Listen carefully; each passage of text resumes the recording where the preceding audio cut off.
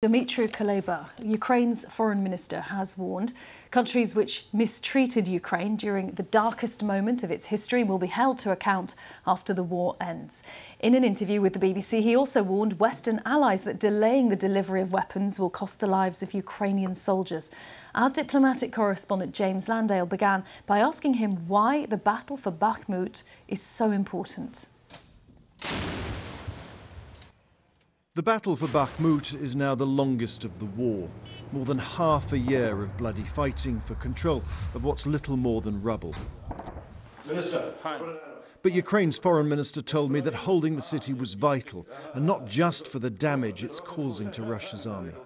Defending Bakhmut is emotionally very challenging because people find it hard emotionally to carry the burden of this death, loss of human life and destruction. It's a struggle to save those who are behind Bakhmut from the same destiny as Bakhmut is now suffering from. He said what Ukraine needs in Bakhmut and elsewhere on the front line is artillery shells, and Western partners were not acting fast enough. If one delivery is postponed for one day, it means that someone is going to die on the front line. It means that someone who could have been still alive is going to die. Western allies may be giving military support like tanks, and now potentially even fighter jets. But some countries oppose the war and have given Ukraine nothing. For them, Mr. Kuleba had a warning, telling me any nations which mistreat Ukraine now would pay a price in the future. If anyone in the world thinks that the way this or that country behaved itself or treated Ukraine at the darkest moment of its history, and that will not be taken into account in building future relations, these people just don't know how diplomacy works. For now, the fighting continues, but so too does the diplomacy, for without that, Ukraine's soldiers will run out of the arms and ammunition they need to hold their ground. James Landale, BBC News, Kyiv. Well, I was able to talk to James a little while ago, who's in Kyiv, and I asked him if he'd been able to understand from that interview why Ukraine was choosing to defend Bakhmut so intensely. Why is Ukraine defending what is effectively a pile of rubble so hard? And one of the reasons that has been given primarily so far, if you listen to the overnight speeches of President Zelensky and other ministers, is they say, look, this is about damaging the Russian war machine. It's simply because Russia is throwing so many waves of soldiers at this battle, and they are dying in such number, that Ukraine believes that Bakhmut is effectively a tool to degrade Russia's war machine.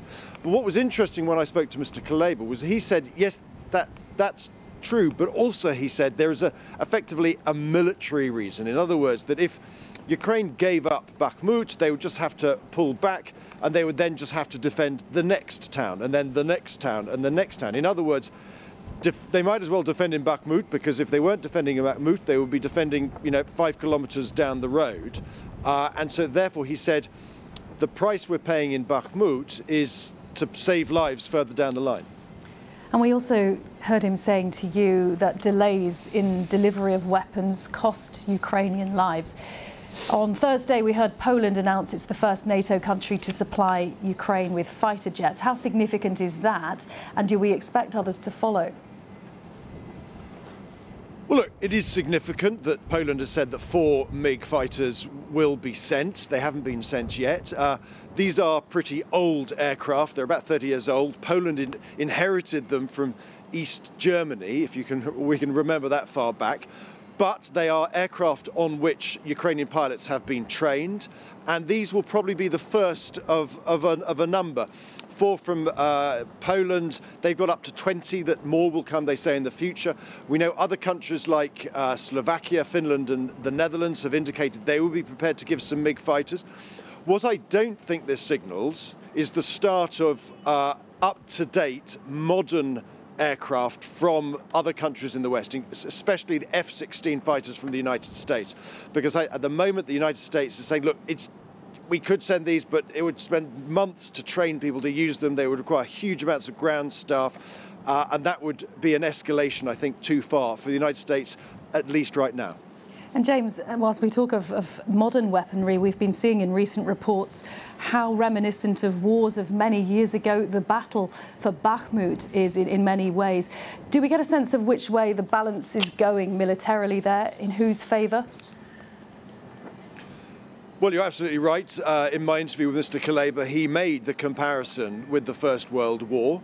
And the point he was making is that the West had not been prepared for a conflict of this scale, and that's why they were struggling to find particularly the artillery shells and other ammunition to supply Ukraine, because basically most countries have allowed their stocks to go down because they simply didn't believe that this kind of conflict was likely to happen again.